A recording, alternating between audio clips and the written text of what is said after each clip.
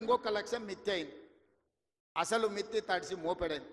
రెండవసారి మళ్ళీ ₹1,00,000 ఇస్తాని 5 ఏళ్ళైనా ₹1,00,000 పూర్తి చేయలే.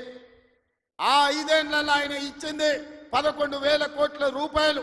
ఇవాళ చంద్రశేఖరరావు గారిని అసెంబ్లీకి రమ్మనుండ్రి, లెక్కలన్నీ తీసి నేను చదివి వినిపిస్తా.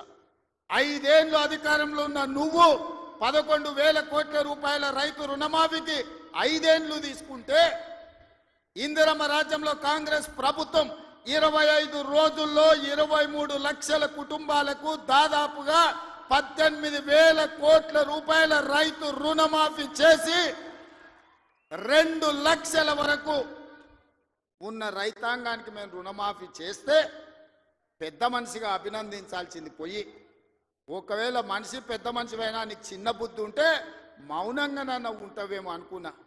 కానీ అన్ని చిల్లర మాటలే మాట్లాడుతున్నారు. ఒక్కటన్నా అక్కడికి వచ్చేది మాట్లాడుతురా?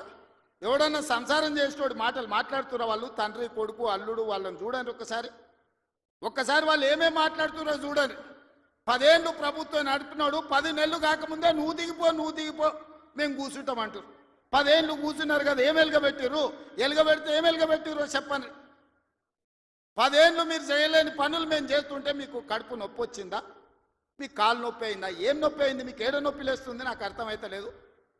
మీ నొప్పికి మా కార్యకర్తల దగ్గర మందు ఉన్నది, పెడతారు. ఏడ పెట్టాలనో ఆడా మీకు నొప్పి లేచిన కాడ మా వాళ్ళు మందు పెడతారు, సిద్ధంగానే ఉన్నారు. మీరు అనుకుంటున్నాం సోషల్ మీడియాలో 4 హౌల పోస్టులు పెట్టి పెద్ద మొనగాళ్ళం అనుకుంటున్నట్టున్నారు. మా వాళ్ళు ఏంటంటే అధికారం వచ్చింది ఇప్పుడు తొందరగా ఉంది అని కొంచెం రిలాక్స్ అవుతున్నారు. వస్తున్నాయి స్థానిక సంస్థల ఎన్నికలు, మా వాళ్ళు తయారవుతారు, అప్పుడు తెలుస్తుంది ఇద్దరికి బామార్దులకు. ఇవాళ నేను అడిగేది ఒక్కటే, 10 ఏళ్లలో నువ్వు చేసిన రైతు రుణమాఫీ అంతా లెక్కలు తీద్దాం. ప్రభుత్వం నా దగ్గరనే ఉంది. వ్యవసాయ శాఖ మంత్రి ఈ వేదిక మీదనే ఉన్నారు, తుమ్మల నాగేశ్వరరావు గారు. మొదటి 5 ఏళ్లలో ఎంతమంది రైతులకు ఎంత రుణమాఫీ చేసినో లెక్కలు చెప్పుదాం. రెండవ విడత 5 ఏళ్లలో మళ్ళీ అధికారంలోకి వచ్చినాక ఎంతమంది రైతులకు ఎన్ని కోట్ల రూపాయలు ఇచ్చినో లెక్క తీద్దాం.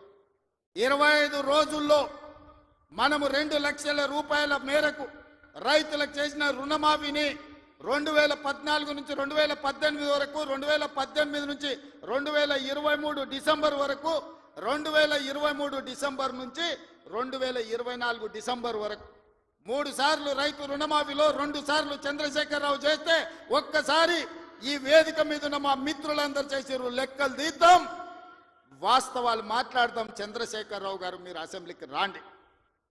నీకు ధైర్యం ఉంటే, నిజాన్ని ఎదుర్కొనే చిత్తశుద్ధి నీకుంటే రా అసెంబ్లీలకు. మా వ్యవసాయ శాఖ మంత్రి ఈ రోజు నీకు లెక్కలు చెప్తాడు. ఏమన్నా తక్కువ పడితే మిగతా సంగతి నేను చూసుకుంటా. అదేవిధంగా తెలంగాణ ఉద్యమమే నిరుద్యోగ సమస్య. ఈ నిరుద్యోగ సమస్యనే తెలంగాణ రాష్ట్రాన్ని సాధించింది. వందలాది మంది బిడ్డలు ఆత్మ బలిదానాలు చేసుకొని